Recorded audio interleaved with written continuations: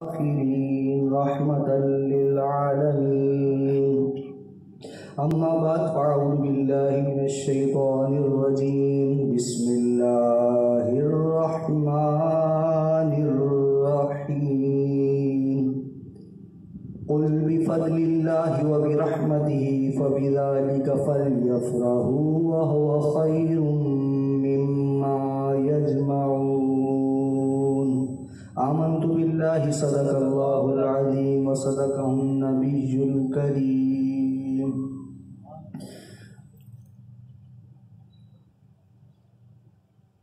انشاءاللہ اللہ کی رحمت سے اللہ نے چاہا حضور علیہ الصلوۃ والسلام کی مدح سرائی میں حضور علیہ الصلوۃ والسلام کے میلاد کے حوالے سے اور انشاءاللہ اللہ نے توفیق بخشی تو حضور علیہ الصلوۃ والسلام کی ناموس کے حوالے سے چند گزارشات آپ کی بارگاہ میں پیش کروں گا. اللہ تعالیٰ سے دعا ہے کہ ہمیں ہمیشہ حق سچ کہنے کی، سننے کی، عمل کر کے دوسروں تک پہنچانے کی توفیق مرحمت فرمائے. حضور علیہ الصلوۃ والسلام کی مقدس بارگاہ میں ہدیتاً تحفتاً ادباً درود پاک کا نذرانہ پیش کریں سب مل کر. اللہم صلی علی سیدنا و مولانا محمد و آلہ و صحابہ وبارک وسلم.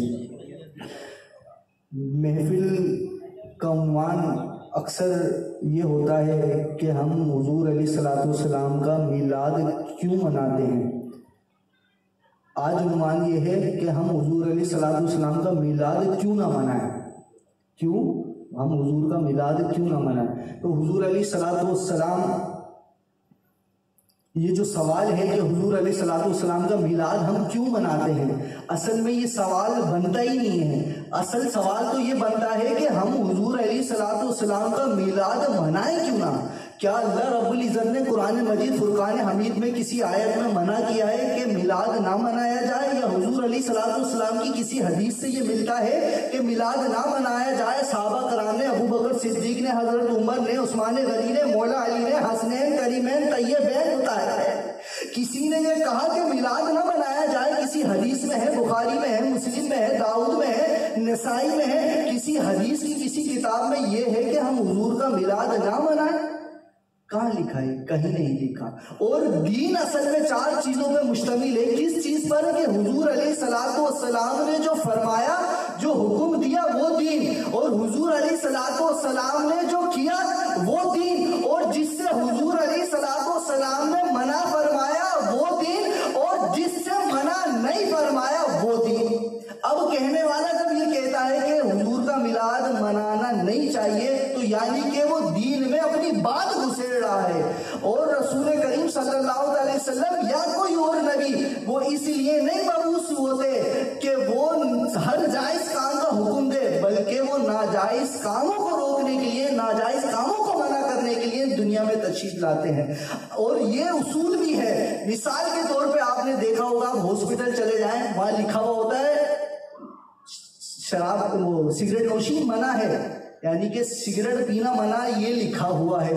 کہیں آپ چلے جاؤ، نوٹ الاؤڈ، یہاں پر جانا منع ہے، یعنی کہ منع لکھا ہوتا ہے کہ یہاں نہ جایا جائے یا یہ نہیں کرا جائے. اگر بالفرض یہ لکھا ہوتا بھائی سگریٹ پینا منع ہے، اس کے بجائے یہ لکھا ہوتا بھائی پانی پینا اجازت ہے، کھانا کھانا اجازت ہے، یہ کھانا اجازت ہے، وہ پوری دیوار بھر جاتی لیکن فہرست ختم نہیں ہوتی. اگر اللہ رب العزت بھی اگر ہر جائز قرآن مجید فرقان حمید میں لکھتا تو آج پارے 30 نہیں 30,000 سے بھی زیادہ ہوتے. پر رب العزت سب کچھ جاننے والا ہے، وہ سب جانتا تھا. اس نے قرآن مجید فرقان حمید میں جو ناجائز چیزیں تھی وہ سب کی سب لکھ دی. یعنی کہ اللہ اور اللہ کے رسول سے کوئی بھول نہیں ہوئی. ہم میلاد مناتے ہیں تو وہ یہ ہمیں تانا دیتے ہیں نا کہ نہ نبی نے منایا، نہ صحابہ نے منایا، اور نہ کسی ولی نے منایا. تو یہ تو کیا اللہ دین مکمل ہو چکا تو اللہ کیا بھول گیا معاذ اللہ جو میلاد کا حکم نہیں کیا؟ کیا رسول اللہ معاذ اللہ بھول گئے جو انہوں نے میلاد کا حکم نہیں کیا؟ نہیں، وہ بھولے نہیں. پر اللہ رب العزت نے قرآن مجید فرقان حمید میں ہر ناجائز چیز لکھ دی اور جو محبوب چیز تھی وہ لکھ دی. اب باقی سب سب چیزیں جائز ہو گئی. بس دیکھنا یہ ہوگا کہ یہ حلال ہے یا حرام ہے ہم جو کر رہے ہیں. اگر ہر جائز چیز اللہ رب العزت قرآن میں یا حدیثوں میں لکھتا تو حدیثوں کا بھی انبار ہوتا اور قرآن مجید کے 30,000 سے بھی زیادہ پارے ہوتے اور کون کتنا حفظ کرتا. ابھی تو الحمدللہ 30 پارے حفظ آسانی سے, اس کا معجزہ ہے قرآن مجید کا, وہ حفظ ہو جاتا ہے. تو کیا لب لعاب نکلتا ہے کہ ہر ناجائز چیز اور ہر عزیز چیز, پیاری چیز اللہ نے قرآن میں لکھ دی. باقی ہر چیز جو بھی چیز ہے جس کا منادی کا حکم نہیں ہے تو وہ منع نہیں ہو سکتا. اب آتی ہے بات کہ بھائی یہ حضور علیہ الصلوۃ والسلام کا میلاد بدعت ہے. حدیث مبارکہ پیش کرتے کلو بدعت دلالہ و کلو دلالت فی النار, یعنی کہ ہر بدعت جہنم میں لے جانے والا عمل ہے. یعنی کہ ہر نیا کام برا ہے اور ہر برائی جہنم میں لے جاتی ہے. تو معاذ اللہ یہ کہنا چاہتے ہیں کہ یہ جو ہم میلاد مناتے ہیں یہ بدعت ہے, یہ نیا کام ہے. اب ان کو میلاد کی باری پر یہ نظر آتا ہے کہ یہ نیا کام ہے, کہ یہ بدعت کا فتویٰ یعنی کہ جہنم میں جانے کا فتویٰ انہیں خود نہیں پتا کہ کن کن ہستیوں پہ جا رہا ہے. کیونکہ کیوں حضور علیہ الصلوۃ والسلام کے بعد ہی تو یہ قرآن مجید کتابی شکل میں آیا. یہ بھی تو بدعت ہے. حضرت عمر کہتے ہیں کتنی پیاری بدعت ہے. کون سی بدعت؟ جو وہ 20 رکعتیں جماعت کے ساتھ تراویح کی پڑھاتے ہیں. یہ جو 2 اذانیں ہوتی ہیں نا جمعے کی, یہ بھی عثمان غنی کی بدعت ہے کہ انہوں نے ایک اذان کا اضافہ کیا. تو اگر بدعت کی جہنمی ہے تو پھر عثمان غنی کے بارے میں ان کا کیا خیال ہوگا, مولا علی کے بارے میں کیا خیال ہوگا, ابو بکر صدیق کے بارے میں کیا خیال ہوگا. پھر خود تمہارے بڑے بڑے مولوی کہاں جائیں گے؟ قرآن مجید فرقان حمید پر کوئی احراب نہیں تھے. یہ تو حجاج بن یوسف کا احسان ہے امت پر کہ احراب لگا لیا, ہمیں پڑھنے میں آسانی ہوتی ہے. تو یہ بھی تو بدعت ہے. اور یہ جو بڑے بڑے مینار مسجدوں پر لگاتے ہیں یہ بھی تو بدعت ہے. کارپیٹ بچھے ہوئے, سنگے مرمر لگے ہیں, اونچے اونچے مینار لگے ہوئے ہیں, بڑی بڑی بلڈنگوں میں مسجد ہے, اور مسجدیں ایک نہیں 2 نہیں 10 منزلہ مسجدیں ہیں. تو یہ بدعت نہیں تو پھر کیا ہے؟ یہ بدعت کیوں یاد نہیں آتی کہ یہ بدعت نہیں ہے؟ اور اگر یہ بدعت ہے تو یہ بدعت تم بھی کر رہے ہو. قرآن مجید فرقان حمید کو 30 پاروں میں کس نے کیا؟ یہ حضور علیہ الصلوۃ والسلام نے نہیں, یہ صحابہ کرام نے نہیں کرا, یہ تو ہمارے علماء کرام نے کیا, تمہارے علماء کرام نے کرا. تو کیا ان کو بھی تم بدعتی کہو گے؟ سپارے 30 نہیں تھے, قرآن مجید تو پورا کا پورا یہی تھا. پاروں میں جو تقسیم کیا ہے تو یہ بھی بدعت ہے. تو اگر اس کو بھی حرام کہتے ہو, یہ بھی بدعت کہتے ہو, اس کو بھی جہنم میں لے جانے والا کام کہتے ہو, تو گھروں سے نکال دو یہ قرآن. یہ زبر ذیل لگے ہیں تو مٹا دو سارے زبر ذیل, کیونکہ یہ تو بدعت ہے, حضور کے زمانے میں بھی نہیں ہوا تو یہ نکال نہیں سکتے, یہ باپ بھی نہیں نکال سکتا. اور بدعت کی بات آ جائے, ان کے گھر میں آپ جا کر دیکھ لیں کہ بدعتوں کا انبار لگا ہوگا. تسبیح پڑھتے ہیں بدعت, سنگے مرمر کی ٹائلیں لگی ہوئی ہیں, عالیشان ٹائلیں لگی ہوئی ہیں, وہ بھی بدعت. یہ مائک پر اذان ہو رہی ہے, بیان ہو رہا ہے, ممبر خوبصورت ممبر ہے, تو یہ بھی تو بدعت ہے. تو یہ بدعت ان کو کیوں نظر نہیں آتی؟ تو ہم ان کے اوپر تانا نہیں کر رہے, لیکن یہ ہمیں تانا دیتے ہیں سنیوں کو. تو ہم بھی تو, ہمارا بھی تو حق ہے نا کہ ہم حضور کے خاطر, حضور کے وسیلے سے ہمیں ایمان ملا, کلمہ ملا, جان ملی, ایمان سب کچھ آل اولاد حضور کے صدقے تو ملی ہے. پھر حضور کے صدقے جب ہم میلاد مناتے ہیں, خوشی مناتے ہیں, تو پھر اس پر بدعت کے فتوے لگتے ہیں. اصل تو یہی ہے کہ بھائی اگر کوئی دلیل ایسی ہے تمہارے پاس کہ میلاد منانا منع ہے, تو وہ ایک دلیل دکھا دو اور پھر ہم میلاد منانا چھوڑ دیں گے.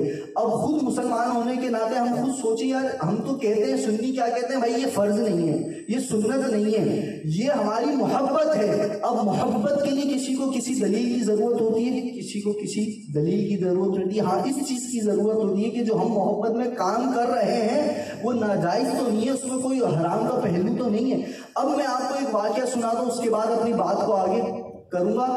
کہ حضور علیہ الصلوۃ والسلام نے صحابہ کرام سے سوال کیا کہ سب سے عجیب تر ایمان کس کا ہے؟ تو حضور علیہ الصلوۃ والسلام کے سوال پہ صحابہ کرام نے اپنی دانش میں کہا کہ یا رسول اللہ ملائکہ کا. یہ میں چند حدیثیں ہیں, ان کا یہ مفہوم ہے کہ مسلم شریف میں کچھ کہیں تو اس کا یہ مفہوم ہے, میں اپنی زبان میں پیش کر رہا ہوں. کہ حضور علیہ الصلوۃ والسلام نے سوال کیا کہ سب سے عجیب تر, میں آپ نے یہ بار بار سنا ہوگا, ایک بار پھر سن رہے ہیں, آپ سے میں اس میں سوال کروں گا, آپ نے غور سے سننا ہے. کیا کہ حضور علیہ الصلوۃ والسلام نے سوال کیا صحابہ کرام سے کہ کس کا عجیب تر ایمان ہے؟ تو صحابہ کرام نے کہا کہ ملائکہ کا. حضور علیہ الصلوۃ والسلام نے منع کیا, کیوں؟ وہ تو اللہ کے جلووں کے کتنے قریب ہیں, انہیں ان کا ایمان لانا کیا عجیب ہوگا. تو پھر کہا صحابہ کرام نے کہ انبیاء علیہ الصلوۃ والسلام کا ایمان لانا سب سے عجیب ہے. انبیاء تو حضور علیہ الصلوۃ والسلام فرماتے ہیں انبیاء کو تو خود اللہ نے اپنے دین اپنے پیغمبر کو بھیجا ہے, اس کے لیے یہ کیا, وہ تو سب وہی نازل ہوتی ہے, اس کو تو سب پتہ ہے اللہ. تو یہ بھی عجیب نہ ہوا. تو پھر اپنی طرف اشارہ کرا, معصومانہ اشارہ اپنی طرف کرا. تو پھر ہم خوشی میں کہا یا رسول اللہ پھر ہمارا ایمان لانا. ارے تمہارا ایمان لانا عجیب کیسا ہوگا کہ تم نے دیکھا نہیں جب میں چلتا ہوں تو کلمہ پتھر پڑھتے ہیں, حجر شجر جھک کر سلام کرتے ہیں. کیا تم نے دیکھا نہیں ابو جہل کی مٹھی میں بند کنکریاں اشہد ان لا الہ الا اللہ واشہد ان محمد عبدہ ورسولہ پڑھ رہی ہیں؟ کیا تم نے نہیں دیکھا یہ درخت مجھے سلام کرتے ہیں؟ کیا تم نے نہیں دیکھا میری انگلی کے اشارے سے چاند دو ٹکڑے ہو جاتا ہے؟ کیا تم نے نہیں دیکھا صبا کے میدان میں کہ میں نے سورج کو حکم دیا تو وہ پلٹ آیا؟ تو پھر تمہارا ایمان لانا کیوں عجیب تر ہوگا, کیوں عجیب تر ہوگا. اب میرا سوال آپ لوگوں سے, حضور نے اچھا اور آسان کر دیتا ہوں, حضور علیہ الصلوۃ والسلام نے ارشاد فرمایا, پھر کہا نا کہ نہیں تو صحابہ کرام نے ہم نہیں جانتے, ہمارے ماں باپ آپ پر قربان, یا رسول اللہ اور اللہ کا رسول ہی بہتر جانتا ہے, آپ بتا دیجیے. تو حضور علیہ الصلوۃ والسلام نے فرمایا میرے بعد میرے عاشق جو مجھے دیکھیں گے بھی نہیں مجھ پر ایمان لیا. کس کی طرف اشارہ تھا, کس کی طرف اشارہ تھا؟ یہ سوال ایک سوال یہ کہ کس کی طرف اشارہ ہے؟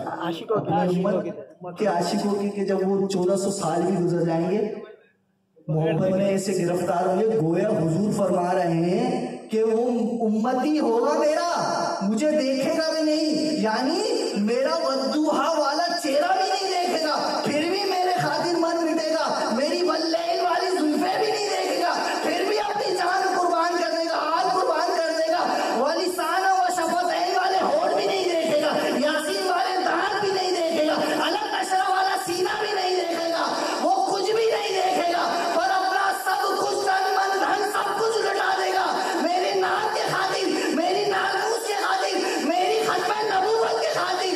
ان عاشقوں کا, ان مسلمانوں کا ایمان لانا عجیب ہوگا. سبحان اللہ. اب میرا دوسرا آپ سے سوال, آپ نے پورا واقعہ بہت سنا ہوگا, اب میرا دوسرا سوال ہے کیا حضور علیہ الصلوۃ والسلام اس وقت کیا ان کے ذہن میں اب ہم تو رسائی نہیں رکھتے نا, لیکن اپنی اٹکل سے تو سوچ سکتے ہیں کہ رسول اللہ صلی اللہ علیہ وسلم اس وقت کیا یہ جو میلاد منانے کو شرک بدعت کہتے ہیں, جو کھڑے ہو کر درود و سلام پڑھنے کو ناجائز کہتے ہیں, اذان سے پہلے درود پڑھنے کو ناجائز کہتے ہیں, میلاد منانے کو بدعت کہتے ہیں, جو لائٹیں لگانے کو, جھنڈے لگانے کو, میلاد منانے کو, لنگر کھلانے کو, محفلیں سجانے کو جو حرام کہتا ہے, کیا حضور کے ذہن میں اس وقت یہ امتی ہوگا؟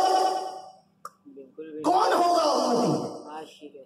کون سا عاشق ہوگا؟ یہ عاشق جو اذان سے پہلے درود پڑھنے پہ پابندی لگائے, یہ عاشق جو کھڑے ہو کے درود و سلام پڑھنے پر مدینہ کی طرف منہ کر کے درود و سلام پڑھنے پر فتوے لگائے, یہ عاشق جو حضور کی خاطر ہم لنگر لٹاتے ہیں, جلسے نکالتے ہیں, جھنڈے لہراتے ہیں, لائٹ لگاتے ہیں, نائلن سینے پہ سجاتے ہیں, چوڑا سینہ کر کے ہم گھومتے ہیں, وہ تو اس کو حرام سمجھتے ہیں. تو یہ عاشق کے بارے میں حضور فرما رہے کہ ان کا عجیب لانا ہوگا ایمان.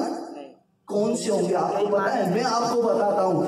میرا گمان, وہ گمان جہاں تک یقین کو پہنچا ہے کہ 100%, میرا یقین, میری محبت کہ جب حضور یہ فرما رہے ہوں گے کہ ان عاشقوں کا ایمان لانا سب سے عجیب ہوگا, اس وقت محمد عامر سینہ ذہن میں ہوگا, علم الدین غازی ان کے ذہن میں ہوگا, اور غازی قادری تنویر ان کے ذہن میں ہوگا.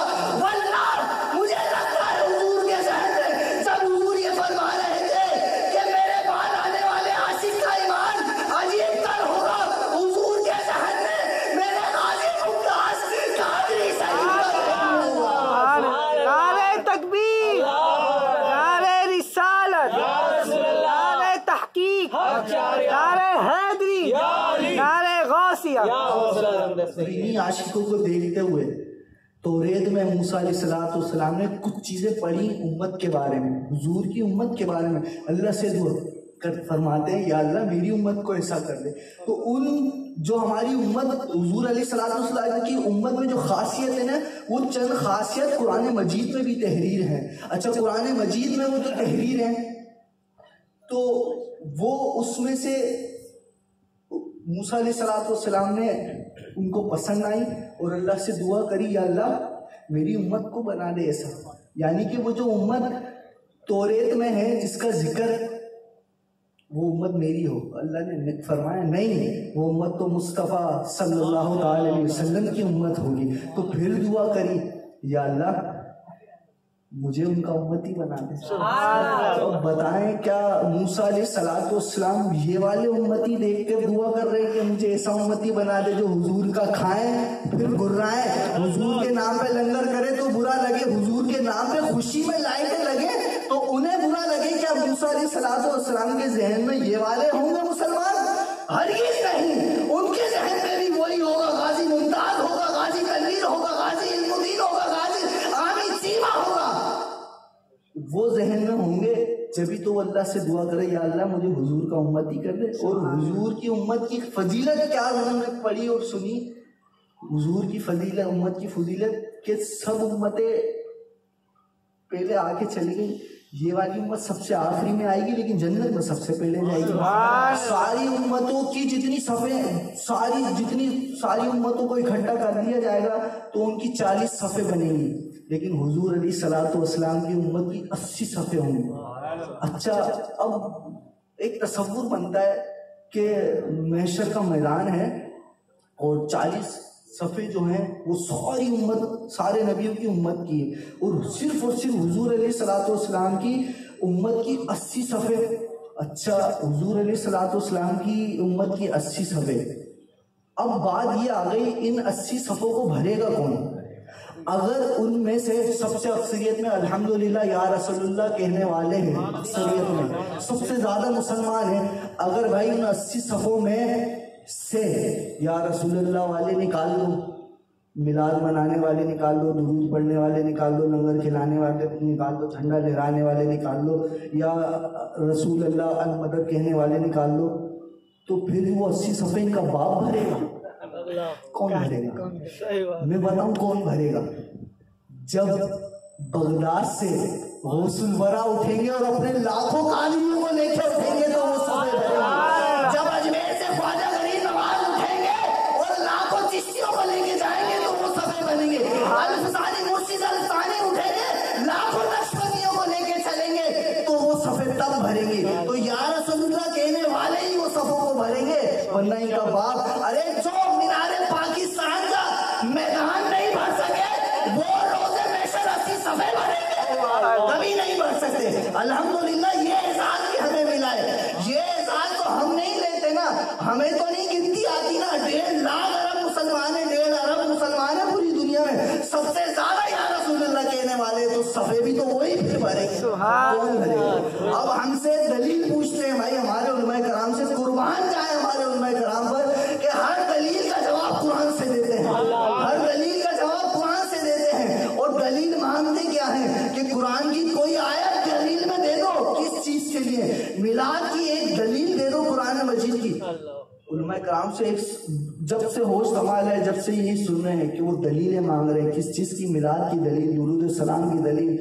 مطلب یہ میلاد کے ٹائم پر انہیں یہ دلیلیں یاد آتی ہیں کہ قرآن سے کوئی ایک دلیل، کوئی ایک آیت بتا دو کہ جو یہ ثابت کرتی ہو میلاد منانا جائز ہے۔ قرآن کی ایک آیت دلیل میں پیش کر دو کہ میلاد منانا جائز ہے، لنگر کرنا جائز ہے، میلاد کو عید میلاد النبی کہنا جائز ہے۔ یہ ہمارے علماء کرام سے دلیلیں مانگ رہے ہیں کہ ہمیں دلیل کے لیے ایک قرآن کی آیت دے دو، اور ہمارے علماء کرام دلیلیں دیتے آ رہے ہیں، اور ہم بھی دلیل دے سکتے ہیں، ہم بھی حضور کے میلاد کی دلیل دے سکتے ہیں۔ هو الذی بعث فی الامیین رسولا منہم، ہم بھی قرآن سے دلیل دے سکتے ہیں میلاد منانے کی۔ والذی جاء بالصدق وصدق، ہم بھی دلیل دے سکتے ہیں قرآن مجید فرقان حمید کی میلاد منانے کے لیے، کہ ہمارے پاس بے شمار یہ دلیل نہ لا سکیں گے کہ میلاد منانا جائز نہیں ناجائز ہے۔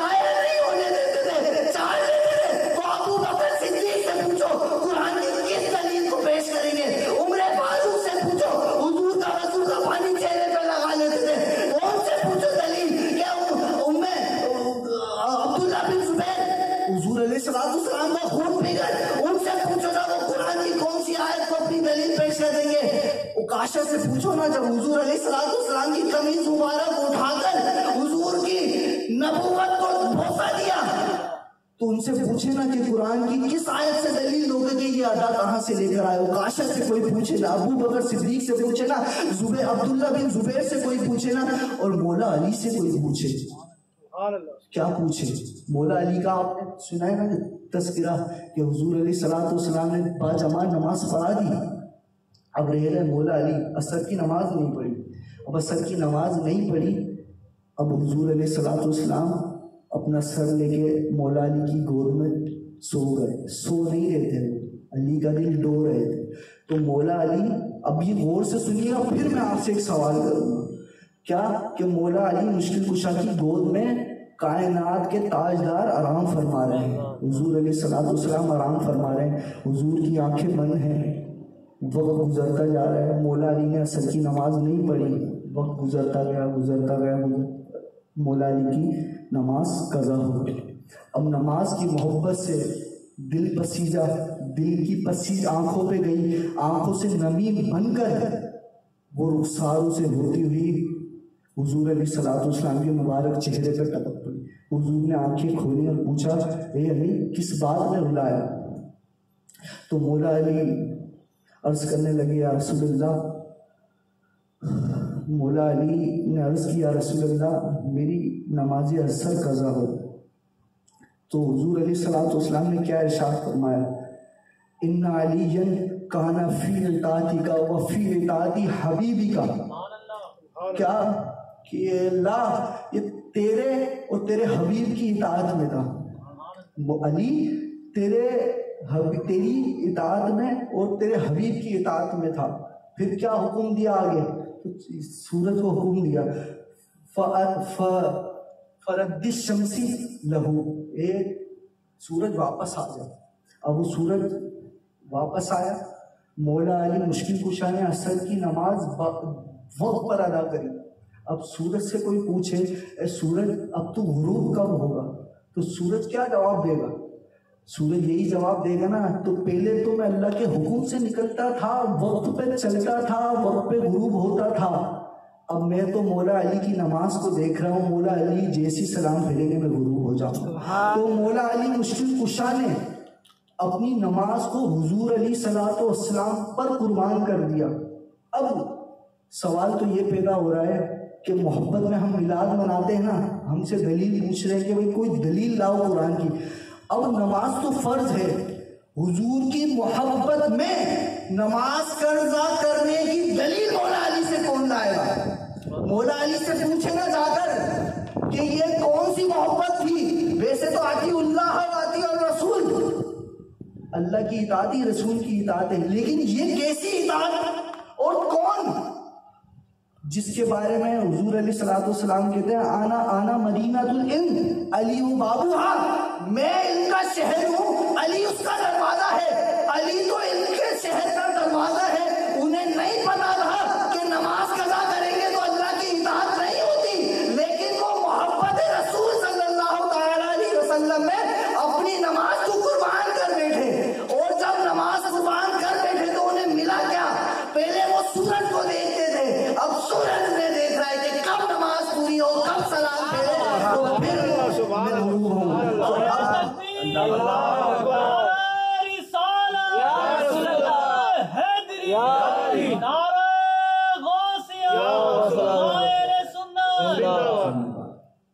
تو مولا علی سے بھی سوال بنتا ہی نہیں بنتا، کتنی بڑی دلیل ہے، جو علم کا شہر ہے اس کا دروازہ مولا علی، تو مولا علی اپنی نماز صرف اور صرف حضور کی محبت میں چھوڑ رہے ہیں۔ اس سے بڑی دلیل چاہیے میلاد منانے کی؟ ہم تو بولتے ہیں نا کہ ہم حضور کا میلاد فرض نہیں سمجھتے، ہم اپنی محبت میں خوشی میں منا رہے ہیں، اب بنا بھی رہے ہیں، کوئی فرض بھی نہیں جا رہا۔ ہم نماز الحمدللہ جب جلوس بھی جاتا ہے تو نماز بھی پڑھتے ہیں، کتنے مسلمان بھائیوں کا تو روزہ بھی ہوتا ہے، اللہ کی عبادت میں لگے حضور کا میلاد مناتے ہیں۔ اب مولا علی سے کوئی سوال کرے کہ انہوں نے نماز قضا کیوں کی، جبکہ نماز، اور روئے کیوں؟ روئے اسی لیے نا کہ نماز کی محبت میں حضور علیہ السلام کی محبت میں اور نماز کی محبت میں رو گئے. اٹھے اسی لیے نہیں کہ حضور کی محبت تھی, حضور کو اٹھایا اسی لیے نہیں کہ حضور سے محبت تھی, روئے اس لیے کہ نماز سے محبت تھی, اللہ کے حکم سے محبت تھی. کبھی زندگی میں نماز قضا نہیں, لیکن حضور کی محبت میں اپنی نماز قربان کر دی. جو مولا علی مشکل کشا رضی اللہ تعالی عنہ نماز فرض حضور کی محبت پہ قربان کر کے دلیل دے سکتے ہیں, تو پھر ہم جائز طریقے سے میلاد منا کے ہمیں کس چیز کی دلیل کی ضرورت ہے. تو الحمدللہ عید میلاد النبی دوسرے طریقوں سے ہمیشہ مناتے آئے ہیں. صحابہ کرام نے بھی منائی, حضور نے خود بھی منائی, اور اولیاء اعظام نے بھی منائی. بس طریقہ کار دور کے حساب سے چینج ہوتا چلا گیا. اب اس دور کے اندر پھر بھی جائز طریقے سے, اور اس میں جو ہلڑ بازیاں آ گئی ہیں وہ بھی انشاءاللہ علماء کرام وقتاً فوقتاً یہ لوگوں کو سمجھاتے رہتے ہیں کہ یہ نہ کرا جائے, لیکن جو کرا جائے اس کے الحمدللہ دلیلیں بھی موجود ہیں, اور وہ اس کو آسان طریقے سے جس طرح منانا چاہیے مناتے بھی ہیں. اب بات یہ آ جاتی ہے کہ جیسے میں نے سوال کیا تھا کہ ہم حضور علیہ السلام کا میلاد کیوں نہ منائیں. اگر ہم ان چیزوں پہ غور کر لیں کہ حضور علیہ السلام نے ہمیں دیا کیا ہے. جب اللہ رب العزت نے وَأَمَّا يُعْطِي وَلَسَوْفَ يُعْطِيكَ فَتَرْضَىٰ وَلَسَوْفَ يُعْطِيكَ فَتَرْضَىٰ والضحیٰ کی صورت ہے, اس کے اندر ہے اللہ رب العزت نے حضور علیہ السلام سے یہ کہا. جب حضور علیہ السلام اللہ سے گڑ گڑا کے دعائیں کیا کرتے تھے, یہی رب حب امتی. جب معراج پر حضور علیہ السلام تشریف لے کر تب بھی اللہ رب العزت نے پوچھا ہے محبوب کیا مانگتے ہو, تو اللہ کے رسول صلی اللہ علیہ وسلم نے کم و بیش 70,000 مرتبہ یا 70 مرتبہ یا 60 مرتبہ حضور علیہ السلام نے اللہ رب العزت نے حضور علیہ السلام سے پوچھا اے محبوب کیا مانگتے ہو, تب بھی یہی دعا کی کہ رب حبلی امتی, یا اللہ میری امت کو بخش دے. اسی طرح وَلَسَوْفَ يُعْطِي رَبُّكَ فَتَرْضَىٰ يُعْطِيكَ رَبُّكَ فَتَرْضَىٰ وَلَسَوْفَ يُعْطِيكَ فَتَرْضَىٰ. یعنی کہ اپنے محبوب سے اللہ رب العزت یہ فرما رہا ہے کہ محبوب میں تمہیں اتنا دوں گا ان قریب کہ تم راضی ہو جاؤ گے. یعنی کہ روز محشر میں اللہ اپنے حبیب کو اتنا دے گا کہ حبیب کو راضی کر لے گا. حضور علیہ السلام اس آیت کے تحت پھر فرماتے ہیں کہ میں تب تک راضی نہیں ہوں گا جب تک ہر امتی کو جنت میں نہ لے جاؤں. حضور علیہ السلام کے ایک صاحبزادے تھے جو حضور علیہ السلام کی باندی تھی, تو کتبیہ ماریہ کپتیہ, تو ان سے ابراہیم پیدا ہوئے. 1.5 سال کم و بیش 16 مہینے یا 18 مہینے ان کی عمر ہوئی, آپ کا انتقال ہو گیا. یعنی کہ آپ کے صاحبزادے ابراہیم کا انتقال ہو گیا.